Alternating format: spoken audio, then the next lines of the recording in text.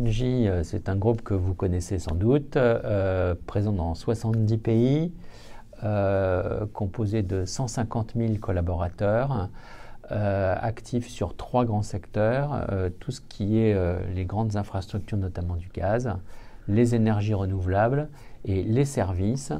Nous avons 3 types de clientèle, les industries, les collectivités locales et les particuliers.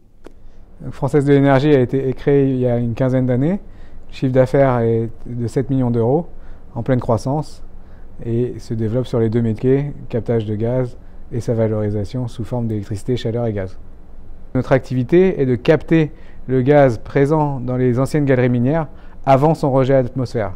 On économise de ce fait des centaines de milliers de tonnes d'émissions de CO2 qui nous permettent de valoriser la ressource gazière sous forme d'électricité, chaleur et de gaz.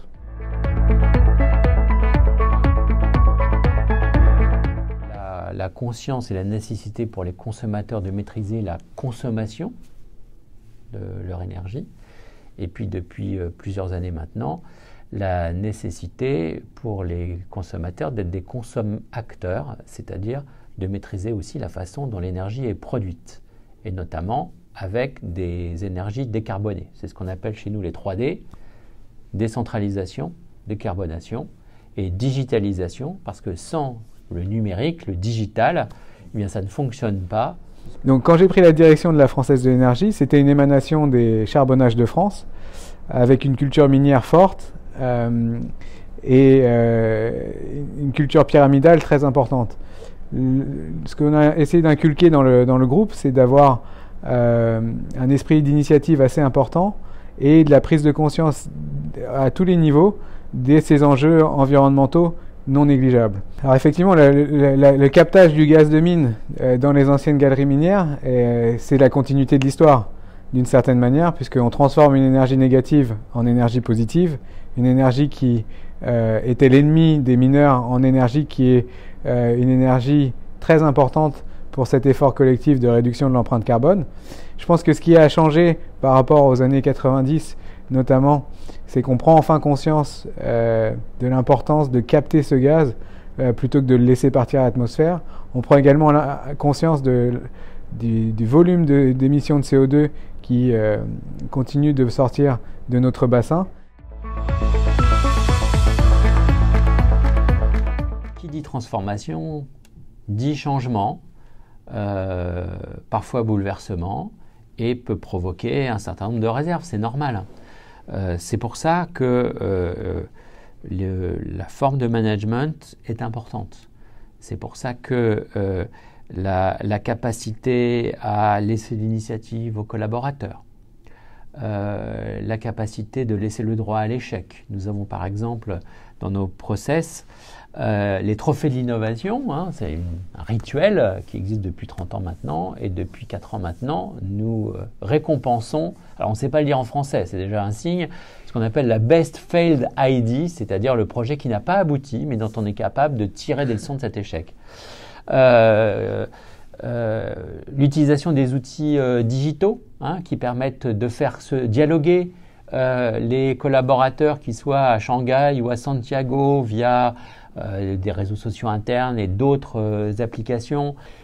Tout ce type d'action fait que le changement peut devenir une valeur positive et doit devenir une valeur positive.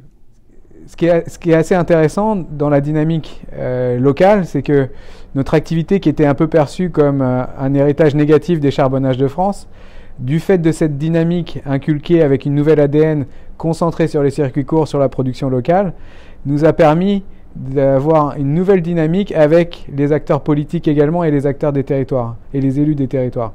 On a notamment mis en place un partenariat fort avec le fonds d'investissement régional de la 3e révolution industrielle, Cap3RI, qui est devenu notre partenaire principal de notre filiale Gazonor dans les Hauts-de-France, pour en fait accélérer notre processus de captage du gaz sur le bassin, avec comme objectif d'éliminer l'ensemble des rejets de gaz à l'atmosphère liés aux mines sur le bassin d'ici à 2023. Nous, notre motto, c'est production locale, utilisation locale, pour limiter au maximum l'empreinte carbone de l'énergie que nous fournissons.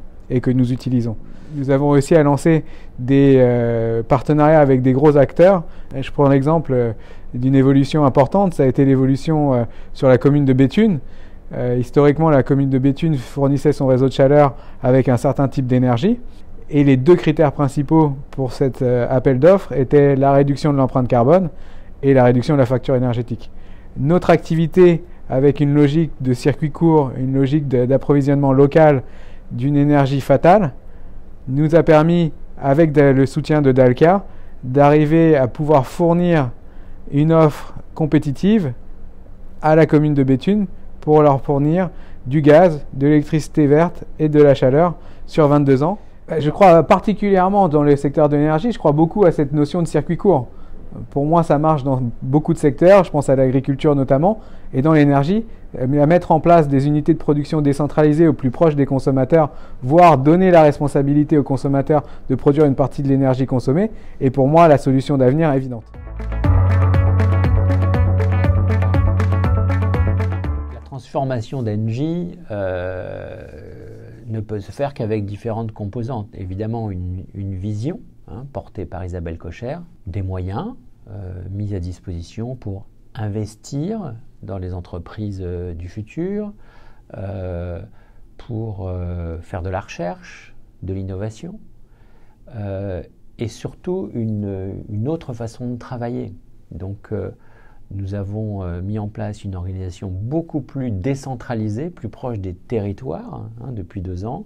Et puis, ça passe également par d'autres formes de management pour donner plus d'initiatives aux collaborateurs, pour travailler plus en groupe projet. Et c'est, je dirais, l'ensemble de ces composantes qui font que le groupe avance et que le plan de transformation qui a été annoncé il y a 3 ans, eh bien, a été réussi et passe maintenant à une nouvelle phase. Alors, quand vous développez un projet aussi ambitieux que le nôtre sur un bassin aussi important que les bassins des Hauts-de-France, la difficulté, évidemment, c'est d'arriver à rassembler un certain nombre de partenaires financiers et bancaires pour vous accompagner dans votre développement. Projet étant innovant, c'est toujours une difficulté supplémentaire pour arriver à convaincre les acteurs de vous accompagner. La manière dont on a fonctionné, c'est d'arriver à assembler un nombre d'investisseurs familiaux français qui connaissent le secteur de l'énergie et qui comprennent la dynamique du marché et qui ont permis de nous donner la crédibilité nécessaire pour ensuite aller voir les investisseurs institutionnels et qui sont arrivés beaucoup plus tard et qui ont permis de nous donner des moyens bien plus importants. Le changement, l'agilité doivent passer aussi par le partenariat. Alors le partenariat entre l'entreprise, le monde académique, les collectivités locales, d'autres groupes, mais aussi et beaucoup avec les PME et les startups. Voilà. Et ce dialogue, il doit se faire autour de projets. Donc chez Engie, ce que nous avons décidé de faire, c'est de lancer des appels à projets. C'est-à-dire qu'autour d'un besoin extrêmement concret d'une de nos entités opérationnelles, nous cherchons la collaboration avec des startups. Et c'est comme ça que naît le dialogue. C'est en travaillant ensemble. Nous apportons à la start-up un accès au marché, parce que nous devenons clients de la start-up, ou nous allons ensemble vers nos clients, et puis ils nous apportent leur créativité, leur agilité, une autre façon de voir les choses qui va plus vite. C'est ce croisement, cette collaboration qui est bénéfique aux deux parties. À titre d'exemple, en termes d'innovation, eh bien, depuis plusieurs années maintenant, tout collaborateur d'Engie qui souhaite proposer une nouvelle activité, un nouveau business, peut le faire. Et si ce projet est sélectionné, eh bien, il va être incubé dans des incubateurs externes à Engie. Nous avons par exemple incubé des équipes chez Euratechnologies à Lille. Et nous avons comme cela développé 27 projets chez Engie depuis 3 ans. Ce qui nous intéresse, c'est l'impact, c'est de mesurer l'impact réel que nous avons sur cet effort collectif, sur l'empreinte carbone de la région. Et donc, ce qu'on a mis en place, c'est plein d'outils de mesure qui nous permettent de nous mesurer par rapport à ces efforts que nous réalisons, pour enfin déterminer à la fin comment chaque année nous sommes capables d'améliorer l'empreinte carbone de notre activité. Qu'est-ce qu'elles font les startups? Elles pensent savoir aller quelque part. Si ça ne fonctionne pas, si le marché ne réagit pas, elles changent, elles pivotent et elles trouvent.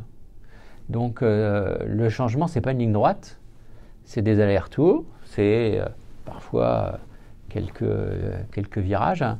Mais je dirais qu'il faut apprendre le fait que le bonheur, entre guillemets, c'est d'arriver au résultat, c'est aussi le chemin pour y arriver. Et quand on regarde ce qui se passe, les entreprises qui ont réussi ont fonctionné comme ça.